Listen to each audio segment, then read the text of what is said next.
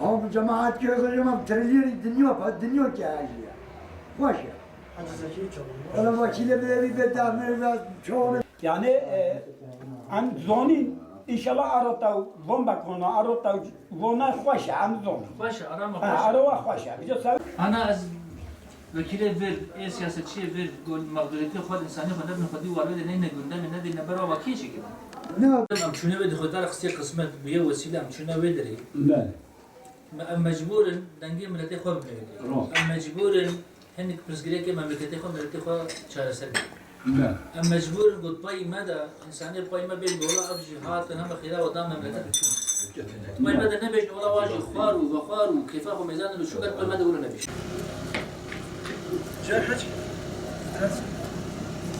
Bismillahirrahmanirrahim.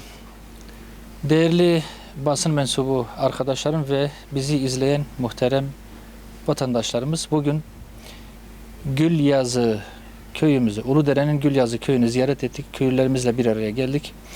Gülyazı'yı hepimiz biliyoruz. Gülyazı ve Roboski 2011 yılındaki Roboski katliamının mağduru olan köylülerimiz. Özellikle bu iki köyün bazı sıkıntıları, bazı mağduriyetleri var. Bu vesileyle onları da ifade etmek istiyorum.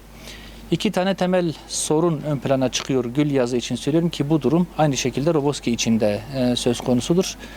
Birincisi, daha önce katliam sonrasında 34 vatandaşımız katledildikten sonra buraya bir sınır kapısı açılması sözü verildi ama aradan geçen 15 yıla rağmen halen burada bu sınır kapısı açılmadı. Buranın geçim kaynağı malum sınır ticareti idi. Oraya giden ve katledilen kardeşlerimiz de sadece rızıklarını kazanmak için öbür tarafa gitmişlerdi. Dönüşte malum bombalandılar. Bu vatandaşlarımızın talebi öncelikle yetkililerin verdikleri sözlerinin arkasında durarak buraya bir sınır kapısı açmaları ve vatandaşlarımızın geçimlerini sağlayabilmeleri için legal, serbest, kontrollü ve herkesin rahat bir şekilde gidip gelebileceği, ticaretini yapabileceği, geçimini yapabileceği bir sınır kapısının açılmasıdır.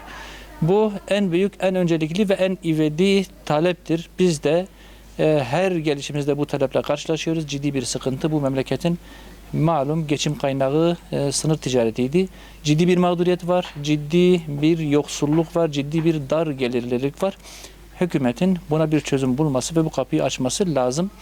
Bu birinci sorun, bunun unutulmaması, arka plana atılmaması gerekiyor. İkincisi de katledilen bu 34 vatandaşımızın aileleri terör mağduru statüsüne alındı. O zaman için küçük de olsa bir tazminat verildi. Bu tazminat zaten bir yatırıma, geçimi sağlayacak bir miktara ulaşmamıştı.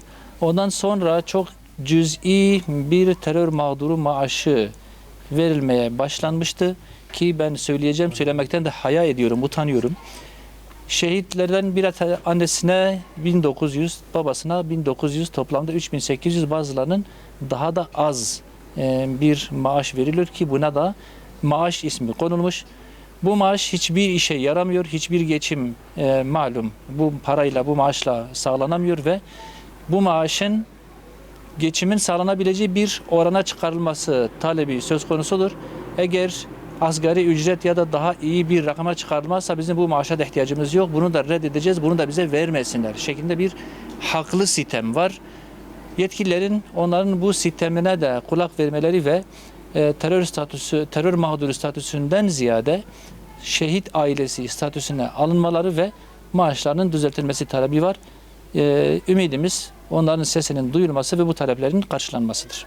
Devletimiz bize sahip çıksın, sahip çıkmasa bu geri kalan maaşı ya da devlete iade edip istemiyoruz. Çünkü bu sadaka değil. Sadaka da olsa yani bir öğrenciye verilecek parayı da değil. Mesela bu ailelerin içinde gidiyor bir sadaka kaymakamlığa başvuruyor. Diyor senin maaşın var. Bu maaş sayılır. Senin maaşın var. Yani maaş sayılırsa utanıyoruz. utanıyoruz. Ne mesela ne mesela? Eyvallah.